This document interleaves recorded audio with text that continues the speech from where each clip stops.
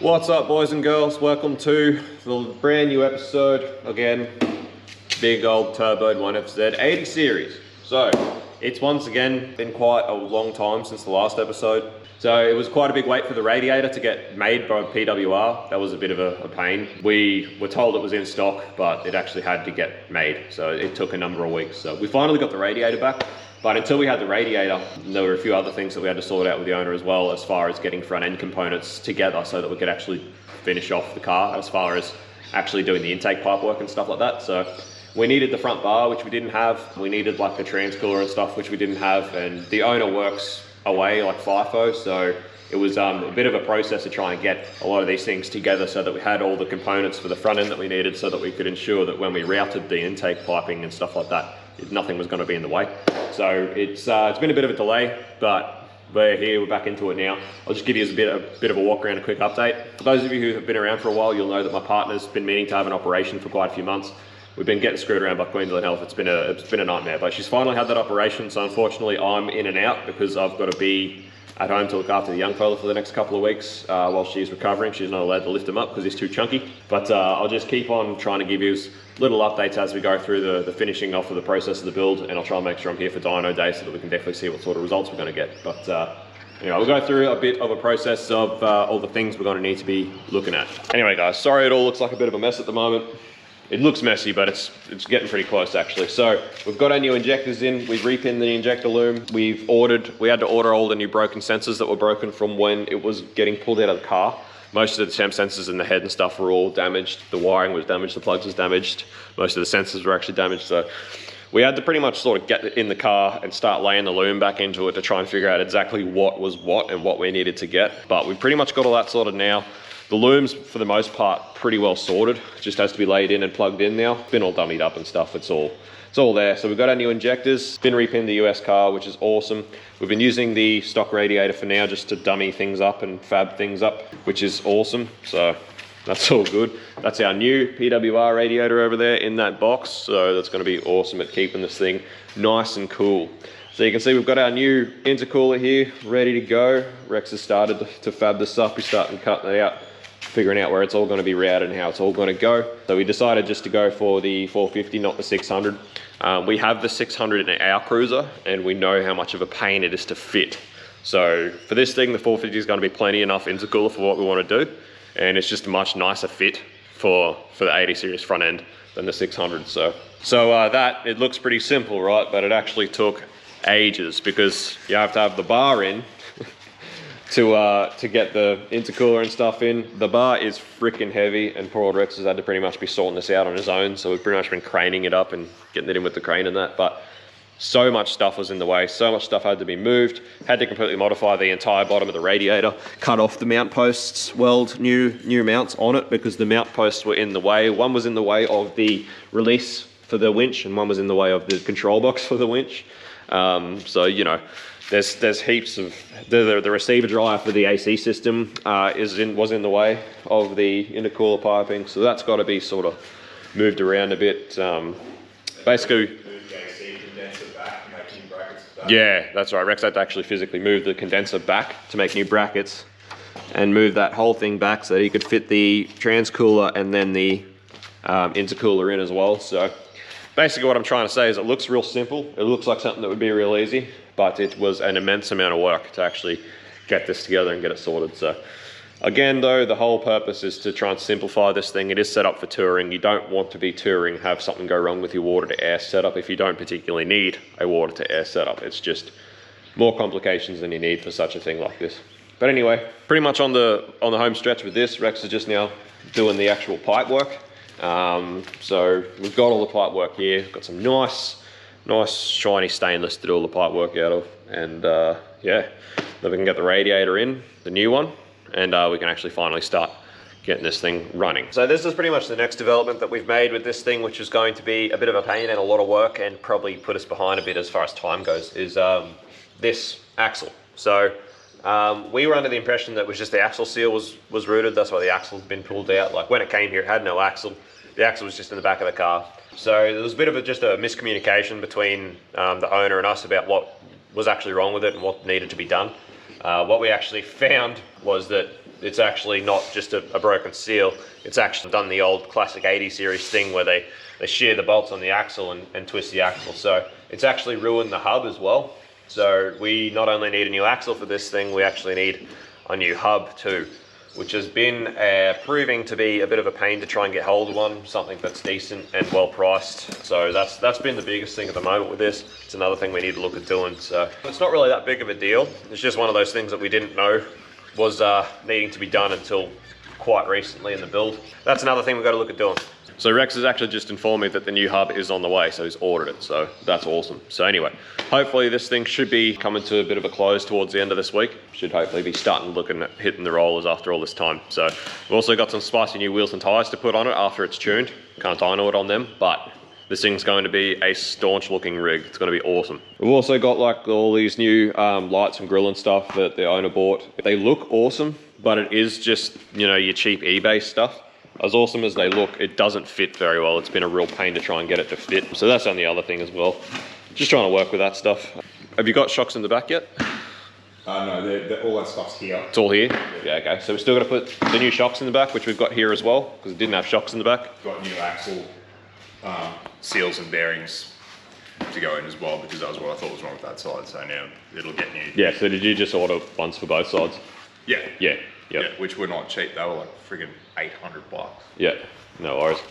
So anyway, there you go. New axle seals for both sides, bearings. So You might as well do them since we have them. yeah, that's it. So once we get the new hub and the new axle, when it gets here, we'll be able to do, you know, new bearing seals and stuff on this side and the other side, and you know, it'll be all awesome when it's done. It's just time and money that we hadn't expected or hadn't predicted, which is sort of pretty much our fault, I suppose. Anyway, guys, sorry that the rest of this, probably the closing, finishing little bits and bobs are going to be probably a bit patchy as far as content goes, because I can't be here the whole time. So I do apologize. I'll just do my best to come over and document as best I can. Anyway, we'll drop back in later in the week. All right, haven't even left and come back yet. We've already got problems. So you can see mounts on the old radiator, the way they're mounted and set up. This new radiator has no mounting points on it. So here we go again. More super spectacular fun times. So as you can see, the side and that is just completely flat. Got two threaded holes there, which looks like they could be for some sort of mount.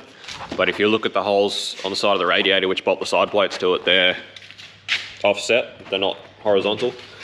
So it's a bit different. So yeah, always fun. Nothing's ever bolt in, ever.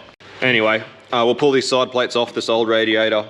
Hopefully at least one of them holes lines up or something, then we can drill another one and cut it and modify it and get it to work. You know, it shouldn't be too bad, but definitely not just a straight up bolt-in radiator. But anyway, we'll sort that out when we come back. All right, drop it in with another quick update on the 1FZ. So Rex has fabbed up all of the intake. It looks amazing. Well, obviously you get to see it on the car. I got to see it on the car, but I didn't film it while I was on there, but looks great.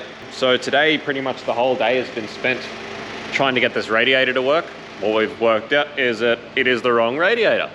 So we ordered it through Golby's, which was one of the problems to start with, because on the Golby's website it says it was in stock. That's why we waited to order it. And then when we ordered it, it turned out it wasn't in stock. It had to be made to order from PWR. And what they've done is they've ordered and got built the wrong radiator. So that radiator's for a 97 onwards, or 97, 1FZ 80 series. The 92 to 96 is actually a completely different part number. So that's why it didn't look like the mounts were gonna work, is because they're different. They're totally different. They wouldn't work. So Rex has had to spend pretty much the whole day custom fabbing up everything to make it work, because obviously we cannot afford to send that back and wait for PWR to remake another radiator to order. Can't wait another 4 weeks for a radiator. So it's just how it is. It's a pain. It's an absolute pain, but it is what it is. But yeah, Rex reckons it's gonna work. It's a little bit narrower, and I was able just to space the mounts out, and I'm gonna make it. I've made it work. It'll work. It's just a pain that it's you know, an extra whole day's work that could have easily been avoided by ordering the right part. Anyway, another one of those things. But at the very least, it's pretty much done. It's ready to go. Once the new mounts dry off, they've just been painted. The radiator can get mounted, obviously, as you've seen. all the intake pipe work's finished, so that can actually, once the radiator's mounted in there, all the intake pipe work can get finally installed and mounted. You know, this thing's starting to look pretty close. We received our new hub today. It's just over there. Hopefully it's the right part. We haven't opened it yet. But yeah, we've got a new hub there to start getting the rear end sorted, and obviously once that's sorted, we can get this thing on the rollers. See what sort of results we can get. While I was running around today, I tried to get some stainless for the blow-off valve. So this thing was running a blow-off valve, and we're going to retain the blow-off valve, but we need to obviously re-plumb it into our new intake pipe work, which we need some 1.5" stainless tube, which I tried to get today, but no one had any everywhere I went today. So unfortunately, we don't have any to do that. It's not a huge deal at the moment. It doesn't need to go on. It's not going to stop us from getting the shooting done and getting it sorted. We just, at some point, we're going to have to get that 1.5" and get the bob finished up. It can be done later. Yeah, it can be done later. Anyway, I'll sneak back over tomorrow and give you another update, and we'll show you what it all looks like when it's all in the car.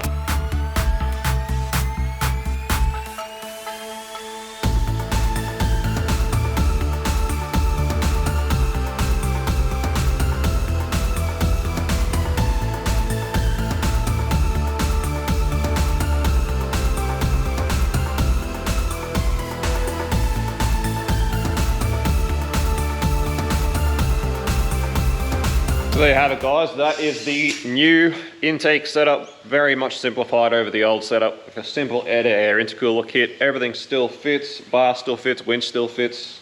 Everything's awesome. The only thing that we are changing, Rex tried to change this line for the receiver dryer setup for the AC system, and it just wasn't going to work the way we wanted it to. So the receiver dryer on these things sits pretty much right here. Here is it? That's there. The bracket there. Yeah, so it sits down here, and it's just, yeah, it's just in the way. It's a bit of a pain. So what we've actually done is we've hit up a bloke who has lots of 80 series. I don't know if he's a wrecker or whether he just has a lot of them that he parts out or whatever the go is. But whatever it is, we're going to get an earlier 3F style receiver dryer, which is the same one we have on our Landcruiser. So the older 3F style receiver dryer sits up in here, which is not going to be in the way. And then we just replace this AC line that goes to the receiver dryer, and then that receiver dryer line that goes to the actual condenser just goes sort of straight down there and actually comes out here. I'll show you what. So you can see here in our cruiser, the receiver dryer sits up here behind the headlight. So we just replace this line, which goes from there down to the receiver dryer. And then that line just goes sort of straight down there and around the front to the condenser. So that's just gonna make the AC system work a whole lot better with what we've done, or what we've had to do with the intake on that cruiser. Look at that. Beautiful. So really interested to see how this radiator goes. Awesome quality, I gotta say. Like compared to the one in ours, which is just like a cheap Chinese eBay alloy rad, which I'd actually bought for my old 1FZ-80 series, and ended up in that one. But just the difference in the quality is just so obvious when you're looking at this PWR rad. So we've been talking about putting a PWR one on ours for a long time, just to try and help with cooling, obviously with it being what it is. And we're really excited to see sort of how this is going to go. I think it's going to do really well. So yeah, this thing's looking awesome. Getting close, just had to move it out. So we've got to tune this thing today. Anyway, once again guys, I can't apologise enough for the way this content's had to be for the end of this build, the way it's patchy like this, but gotta do what I gotta do. Righto guys, so we're cracking along. Rex went for a nice little drive down to Brisbane yesterday to pick up a few things for this. So we have our new AC lines, which are going to suit our new receiver dryer. Unfortunately, the bloke that we were getting that stuff off, he couldn't actually find an old 3F receiver dryer setup, so we just ordered a new one, so that's fine, but we've got the line to suit the new receiver dryer, which is the main thing. So the actual end is actually a little bit different for anyone playing at home.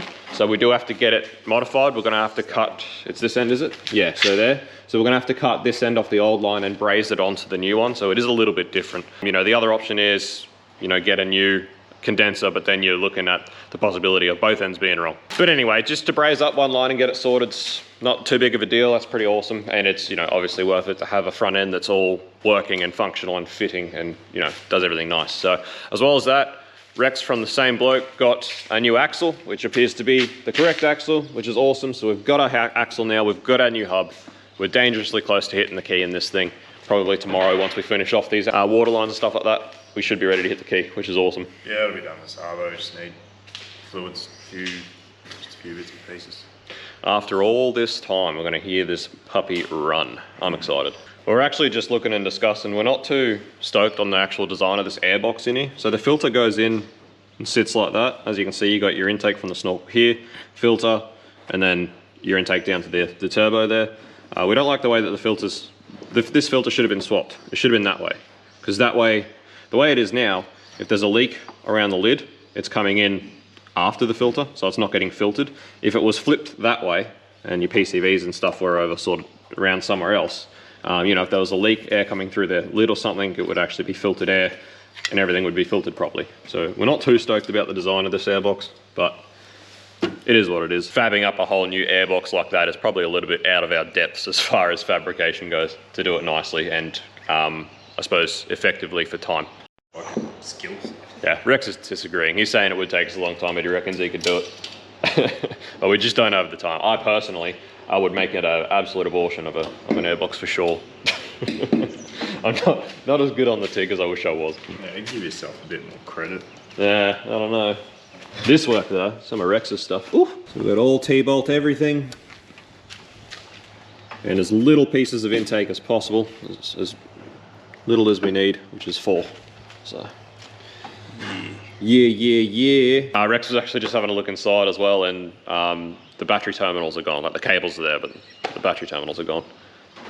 There's been heaps of stuff like that all through this build, where it's like little things like that where you go to do something and there's not, like it's not there and it should be, and it's just a massive inconvenience. It's incredible how much time that sort of stuff eats up.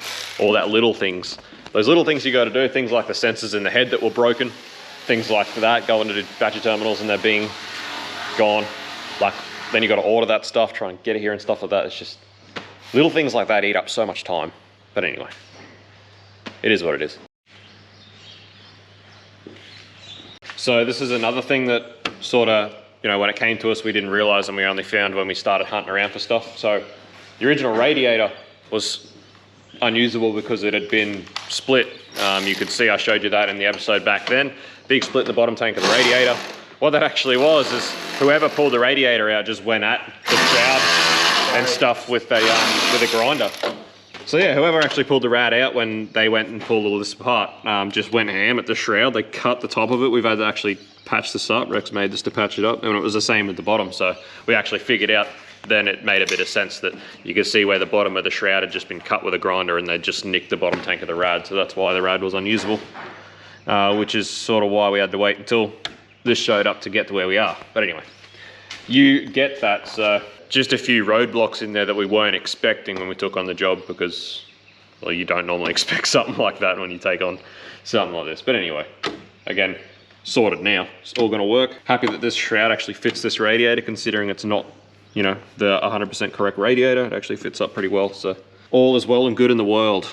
All right, cracking along. Rex actually put another fitting on the airbox so that we could actually use this as a breather as well. So we've got these two both breathing now to the airbox, and we are pretty much finally at a point now where we're about to hit the key, not to start it, but just to power it up for now and make sure nothing catches fire, which is, you know, hopefully all good. We also put our mechanical oil pressure gauge in it just for dyno. It does have a 3-pin oil pressure sender, which is where we took that out to put this gauge in, but we haven't been able to find any plug that goes into it. It looks like it must be a sensor for the ECU, because there's nothing else on the dash we can see that would be using it.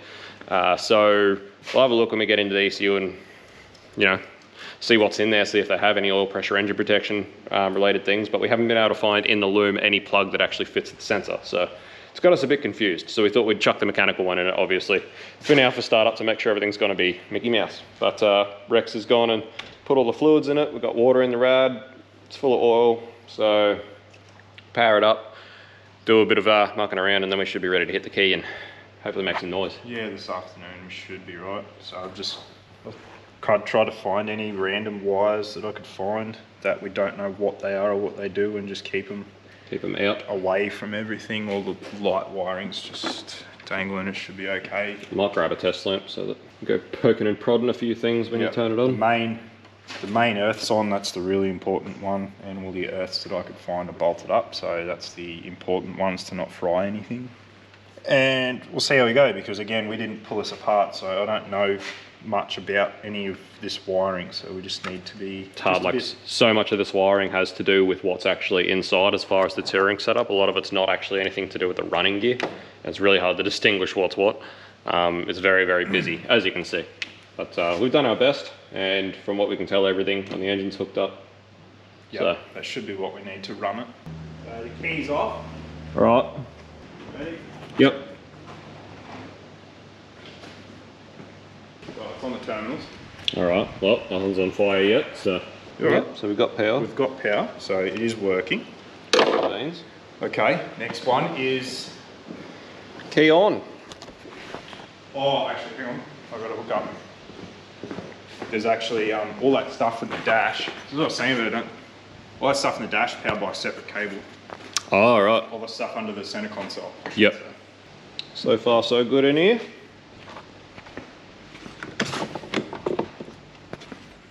Righto, so we've got key on.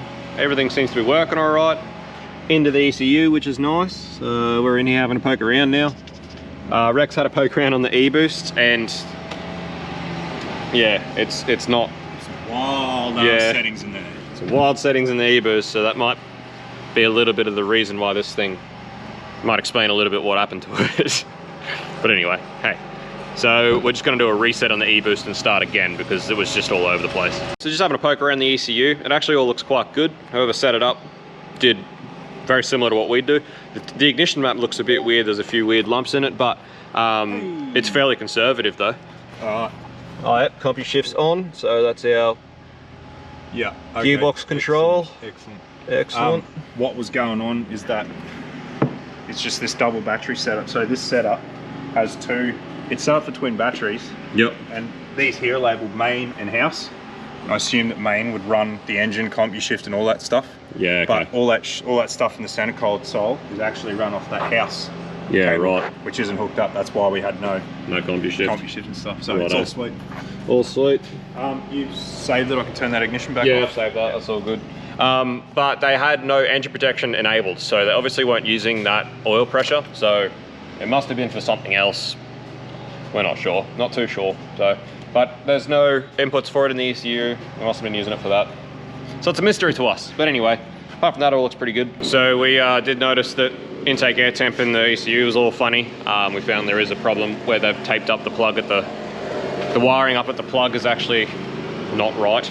It's obviously a short in there or something, but I'll have to have a look at that to get the intake air temp sensor working properly. But you know, our wideband's reading, everything's sort of reading. The tune actually looks pretty good, so we should be right to pretty much change over our injector settings to our new injectors and probably fire it up and see how it goes. Anyway, we'll have to pull that plug apart, have a look at it, maybe order a new plug because something's not right. One of the pins keeps sliding in and out and it keeps losing air temp signal. So another one of those things that's just like such a little thing and they just eat so much time. So that terminal in and out. There, like that. So I don't know what the story is there. There's a problem. That'll do it. Broken pin. That's just, that appears that it just wasn't crimped properly. Just pulled out. Yeah. It's not broken, like that rear sort of keeper that goes over the sheath it's broken, but might be able to slide it in and crimp it properly and get away with it. Yeah, I should be able to open them up and just re-terminate it. We should be okay. I just have to split that sheath. So one thing that is concerning us a little bit at the moment is that we've got no fuel pump. We've had no fuel pump, so none of these are labelled as fuel pump, so it's not one of these relays. We've tried pretty much all the switches in the dash.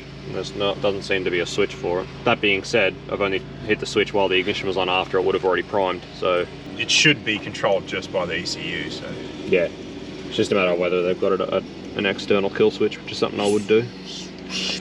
So anyway, I'll change it in the ECU so that it primes for like 40 seconds and then we can hit the key and try all these switches again. So on the old Platinums, you can actually only set the prime time to a maximum of 5 seconds. It's not like the Elites where you can set it to like 30, 40 seconds, which is a bit of a pain. The other thing that's a bit of a pain is Dad's decided now's a really great time to mow, which means we can't actually hear anything very well. So I guess we start the process of trying to figure out what's the fuel pump relay and working our way. Is it one of these? Yeah. As you can see, one of these 10,000 relays, and there's another million inside as well.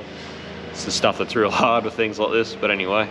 all we can do is start going through it and working our way to the pump. All right, so we just confirmed that the fuel pump is actually working. It's building pressure, and there's no fuel on the floor, which means there's no leaks, which is good. So far, so good. So far, so good. So we've at the very least narrowed it down to a wiring issue.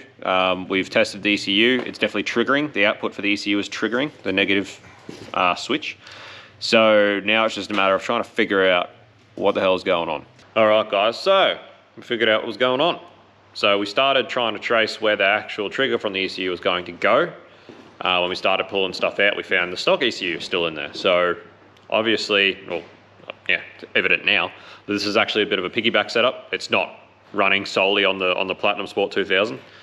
So the stock ECU is still in there, still doing a few things. So we sort of figured it might be a possibility that the stock ECU doesn't actually pre-prime the fuel system. Maybe it just only starts pumping once it actually starts getting a trigger signal. So buttoned everything back up and started turning it over with the key, and lo and behold, fuel pressure started coming up. So that was it the whole time, is that the stock ECU is actually still controlling the pump, and the stock ECU doesn't prime it on its own.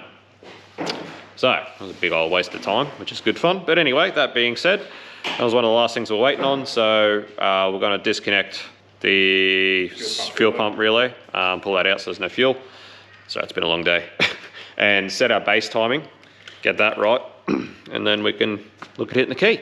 Righto, so just fixing the intake air temp, because if we start it while it reckons it's negative 10 degrees, it's probably going to dump fuel and wash down our fresh bores, which is not what we want. So we've got to fix that first. And yeah, the other pin was no better than the one that had already let go. Yeah, if I gave that one good pull. Just bad crimps. Anywho, timing set. Fix this intake air temp. Set our fuel pressure properly, and we are good to hit the key. All right, much better. We got solid intake air now. Wee-hoo! All right, just topped up with some power steering fluid. It sucked some in as we were turning it over before, but we are ready to hit the key. Leave the timing light on for now, but just set the fuel pressure. I think we're good. Get your nervous wheeze out. I'll empty my fluids. Got your wheeze out? All good. Wheezer out. Hopefully I don't have to poo myself. Alright, no poos, no poop and start that. No scared poos. Alright, can you see that from there? Alright, well you can watch that, I'll watch everything else. Alright. Or you personnel the laptop, I guess. Yeah. I suppose you want to just see if it fires first. Yeah, we'll see how we go. Alright, ready? Yep.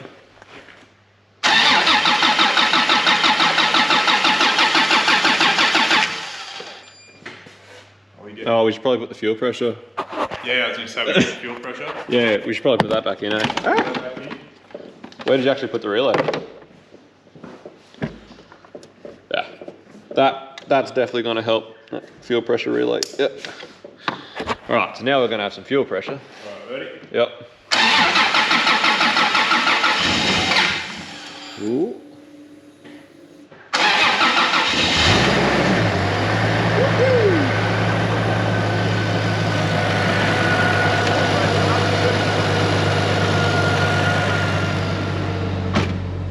Woohoo!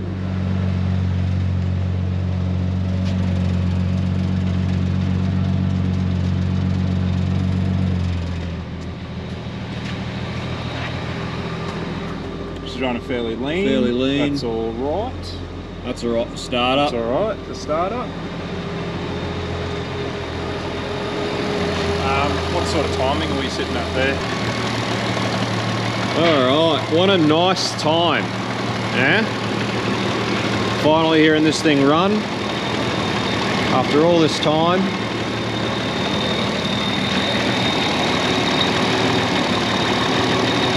Bit of stuff just burning off them pipes. Oil pressure. All right, so I went to add some fuel in and accidentally set everything to 20 in. Killed it. Instead of 20% extra, which was what I meant to do. Silly Haltech. But we went to start it again and it just killed everything. Like everything's dead. So must have done a main fuse or something like that. So we're not in the clear. We obviously still have some other electrical issues somewhere for it to do something like that. Again though, it's, you know, this thing has been sitting for over a year now.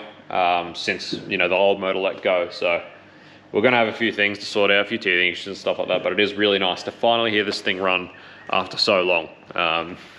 You know, it's been a long build, really, drawn out. I think it's over 6 months now since we started this project. So, you know, it's been drawn out, a lot of hiccups and stuff around and stuff we've had to wait for. It's been a pain, and it's nice to finally hear it run. Still a fair bit of work to do though. We still got to do the hub and the axle and put the shocks in the rear. Obviously figure out what the hell's going on with this wiring and everything else, but just really nice to hear it run. Anyway guys, as you can probably see, it's starting to get pretty late. So that's a pretty good goal for the day, just to get this thing started, and we did, and we're stoked. But anyway, that's gonna be this episode. Hope you've enjoyed. We've still got quite a bit to go on this project, so we will be tuning in for the next one. But thank you for watching. As always, please smash like, hit subscribe if you haven't already, head to the store and buy yourself something nice. Goes a long way for us. Anyway guys, see you on the next one. Peace out, see you, bye.